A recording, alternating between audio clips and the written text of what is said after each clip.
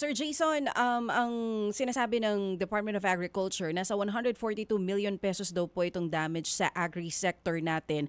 For Typhoon Yuan pa lang, hindi pa sinasama yung sa Typhoon Tino. Pero sa mga kasamahan niyo po sa SINAG, kumusta po yung aktual na sitwasyon ng kanila pong mga taniman pagkatapos itong bagyo? Saang mga lugar yung pinaka-apektado talaga at pinaka-nangangailangan ng tulong?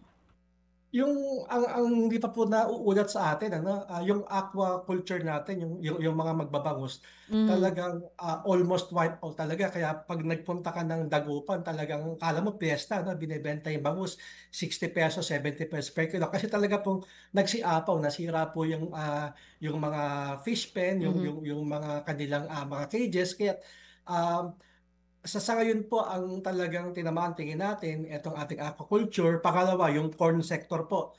Medyo tinamaan sila. At pangatlo, even yung poultry sa Visayas po, no, dahil may tino na, may yuwan pa, talagang malaki po yung naging damage. Sa atin naman, Sir Ted, Miss Chacha, Oo. yung bagyo, natural phenomenon niya. No? Ang importante talaga ay matapos itong mga delubyo, paano nakaka-recover. Again, sabi nga ni Sir Ted, walk your talk. Kung merong pondo, imbes na napunta sa mga flood control projects yan, kung may mga pondo po, mas mabilis, mas maaga makakabangon po ang ating mga local producers. Kasi even Vietnam, yung Tino pumunta sa kanila, yung Thailand, binabagyo rin. Ang lagi pong sukatan natin, bakit tayo napakabagal at napakatagal bago makarecover po yung sektor.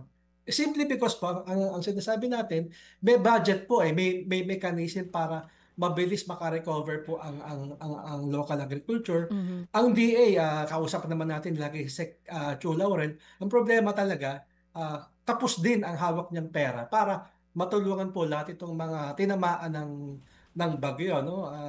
Talagang yung sa poultry, hindi pa po nababalita, talagang malaki yung damage. Pero Mhm. again, sana hindi siya maging basis to increase prices and even import again dahil bumabaha rin po. Bukod sa bigas, bumabaha po tayo ng cheap imported chicken and pork. Marami pong baboy, manok, bigas dahil yan po lahat ay under EO 62.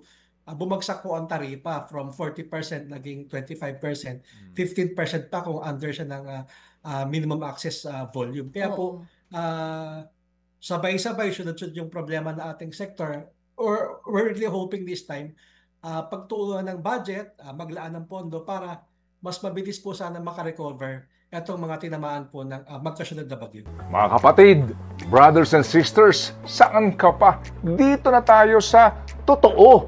Dito na tayo sa True FM. Mga kapatid, mag-subscribe and follow po kayo sa social media accounts ng True Network PH. Yan po kami, hanapin nyo lang True Network PH, Facebook, Instagram, YouTube, TikTok, and podcast.